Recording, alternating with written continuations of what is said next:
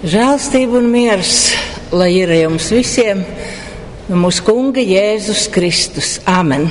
Šodien ieklausieties Svēto rakstu vārdos, kādus tos rodam Jāņa evaņģēlija 14.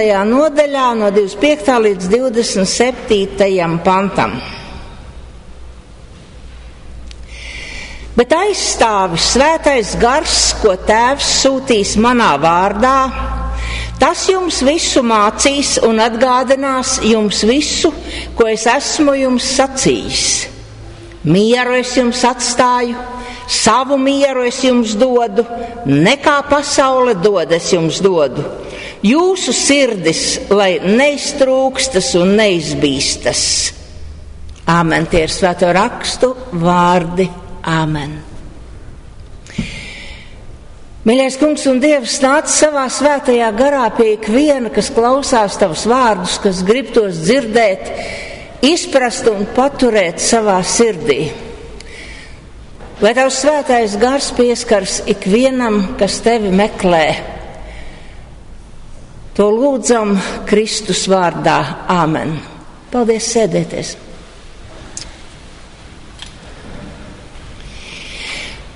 Vispirms, kā vienmēr, ir jānoskaidro termini.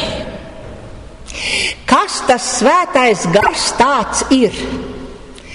Par balodi es domāju, ka visi lielākoties zina. Un ja nezina, tad ir redzējuši balodi ar olīvu zaru knābī, kas ir miera simbols.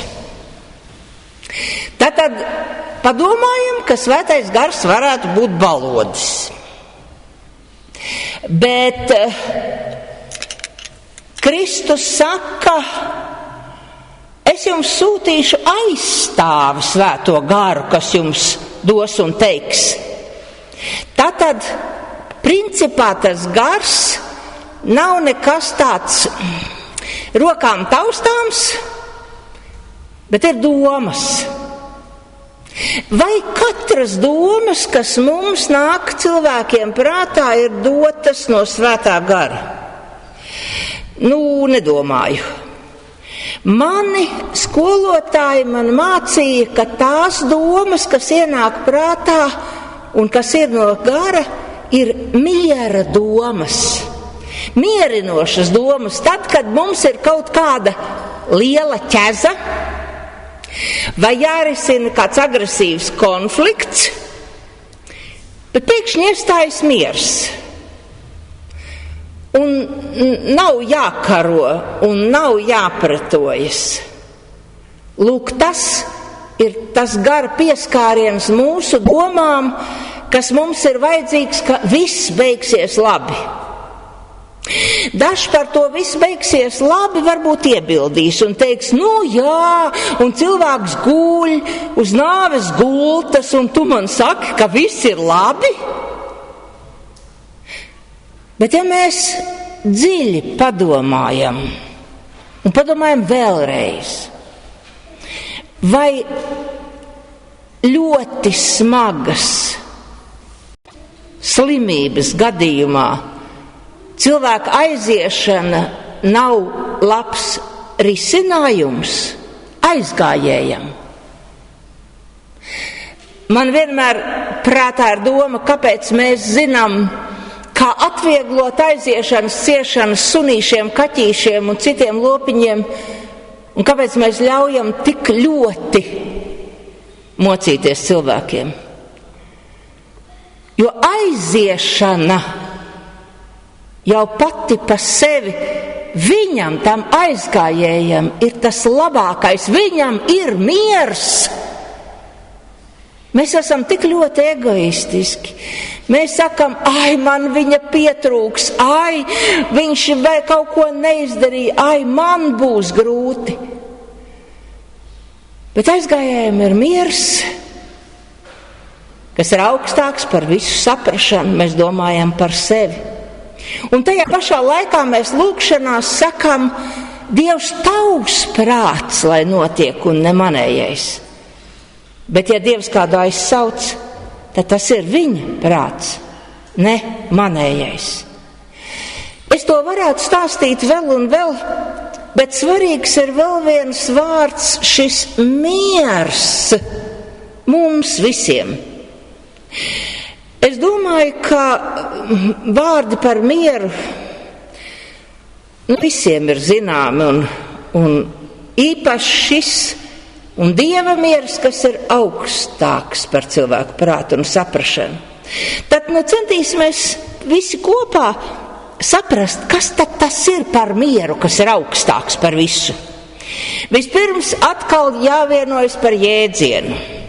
Kas ir mums cilvēkiem miers? Vai tā ir absolūta vienaldzība? Ai, man pofīgi, kā viss apkārt notiek. Man vienalga, es dzīvoju nost. Un par pārējiem, kas apkārt, vienalga. Tāds dzīvnieciņa miers, kas rūpējas par savu vēderu, esmu paēdis, māja tīra, krājumi rītdienai pagrabā, man ir miers. Nē, tas nebūs īsti miers. Ja manas intereses nav tālāk par manu ķermeni, tad nekāda miera nebūs. Kad es samierinos ar visu un visiem un saku, gan jau kaut kā, kā sanāks tā būs, būs labi. Stāv rakstīts, raugieties uz putniem gaisā, ne tie sēj, ne tie pļauj, bet debesu Tēvs to baro. Gandrīz var likties, ka tas ir tas, par ko es pat kā runāju, ka tas tāds, paskatīšos uz putniem, kas tad vai man kaut ko vairāk vajag? Bet putni nopūlas, ļoti nopūlas, sagādājot barību sev un bērniem. Vai zīlīte, svīre, paipala, vanaks var sēdēt un gaidīt, ka kāds viņam visu klāt pienesīs uz bļodiņas ar zelta maliņu? Pavērojiet, ka Dievs runā par putniem gaisā, nevis par žurkām, kas milt šiept ēdienu tumsā no cilvēku galda.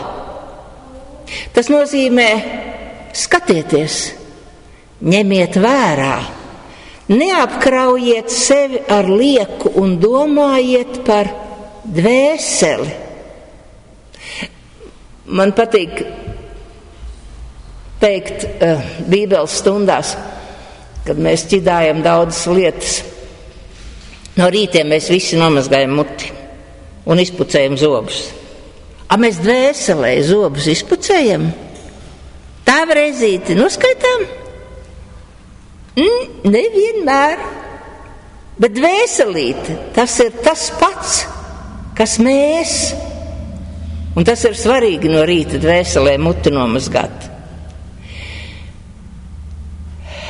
Skatīties un redzēt ir divi dažādi jēdzieni. Vai miers iestājas tikai tad, ja mums visa kā ir gana? Tāds nodrošinājums. Tāds, ka es varu nestrādāt, braukāt apkārt pa pasauli un baudīt dzīves labumus. Tas ir tas, kas cilvēkam ir vēlams?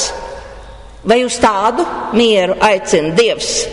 Vai tie, kas braukā ar jahtām apkārt, tiešām ir tā pilnībā laimīgi? Te man jāsmaida, kā tajā filmā bagātie arī raud.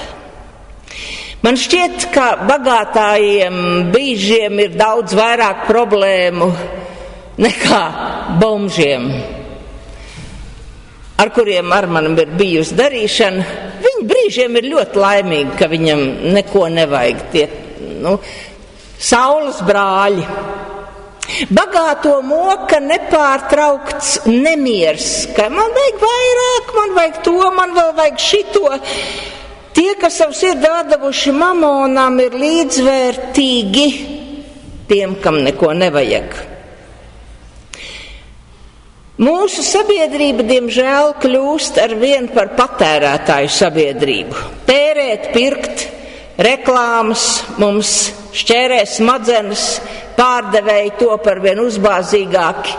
tirgū tu vēl neesi paskatījies pārdevējiem acīs un uz preci, un kad saka, ko mēs pirksim, ko mēs svērsim, ko mums vajag, neko man vēl nevajag. Un ne tikai tirgū, visi tie Alī un Temu, tikko tu kaut ko paskaties, tev uzreiz reklāmas, čika, pilns, tu vēl nemaz nezini, vai tu to gribi, ka tev jau piedāvā to, ko tu negribi. Jeb, kā teica kāds čigāns, vai es vainīgs, ka es ar savu muti sliktu preci varu padarīt par labu? Vai es vainīgs, ka šis dums? Tā ir ļoti sarežģīta tēma, spēja izpumpēt no cilvēkiem naudu. Tā kā laimētavas, tāda muļķu ķeršana ar mašīnu. Un te es vēl gribēju pieskarties vienam paradoksam par naudiņu. Jūs esat ievērojuši, kā mainās naudas vērtība? Veikalā pa 1 eiro praktiski neko nevar nopirkt. Bet tad, kad ienākam baznīcā vai vajag kādam kaut ko ziedot, tad uzreiz vērtība mainās. Un tas pats, labi, piecītis, kas bija veikalā nekas, ziedojot, pēkšņi kļūst par lielu summu. Nesat ievērojuši? Labi, braucam tālāk. Par Svēto garu beidzot. Kā tad zināt, ka tas Svētais gars ar mani patiešo runā? Kā viņš var ar cilvēku sazināties patiešo? Un ja sazināsies, ko tad viņš teiks un ko tad viņš mācīs? Un kādā balsī tad viņš runās? Un kad jūs iedomājaties, sen nav lasīta Bībele, tad to jums kurš piegādā? Sirdī tāds mazs zvaniņš, Svētais gars. Jūs aizmirstat vakarā pateikties par dienas notikumiem, bet naktī pamostoties, kaut kas nav izdarīts, tikai nezinu kas. Es aizmirsu pateikties. Zvaniņš noskanējis, Svētais gars, tas ir viņš. Kad jūs izjūtat vajadzību kādam palīdzēt, tas atkal ir viņš. Tāds maziņš, tā kā sirdsapziņas zvaniņš. Daži man teiks, jā, bet tā jau ir sirdsapziņa. Nē, tas nav viens un tas pats. Dažreiz šīs balsis sakrīt, bet dažreiz nē, jo sirdsapziņa neliks pateikties Dievam.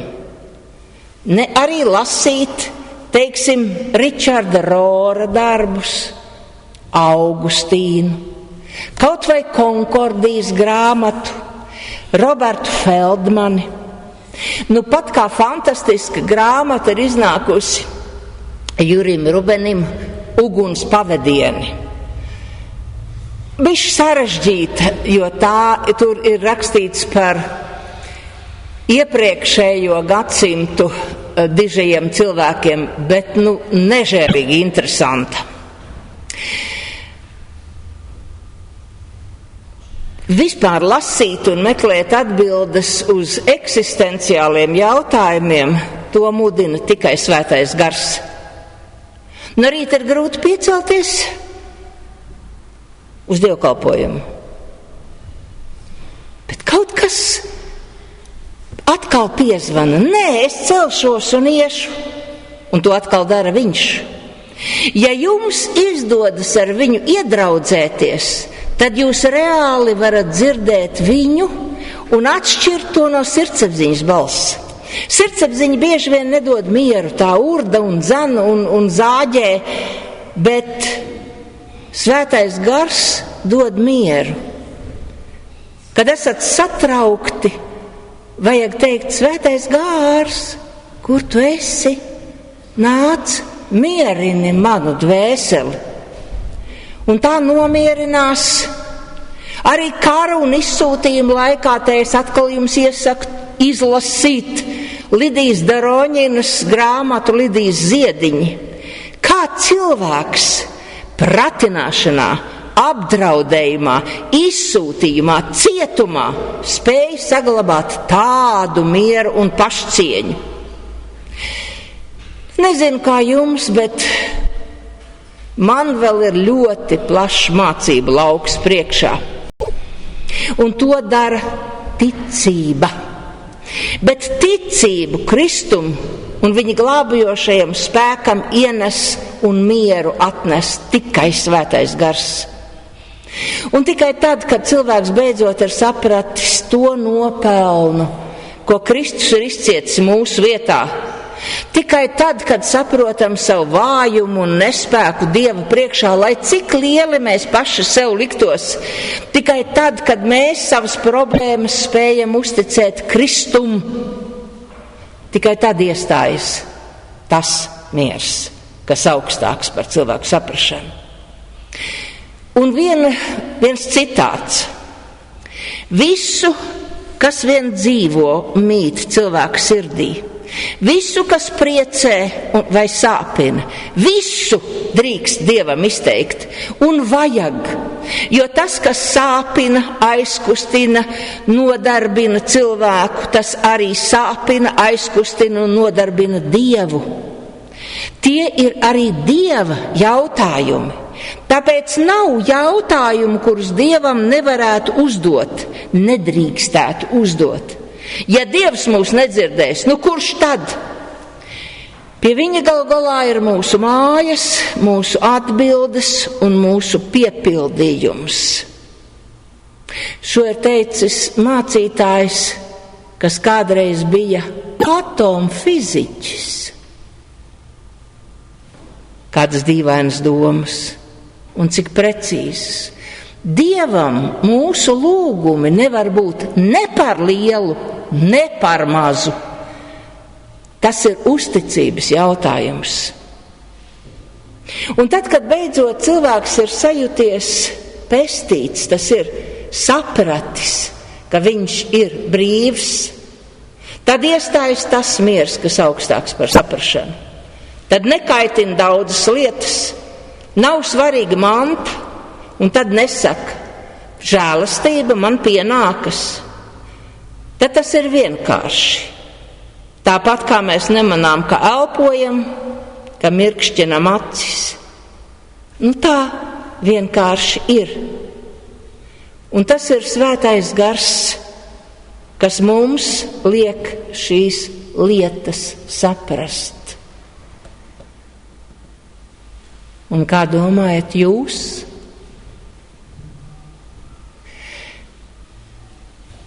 Āmen.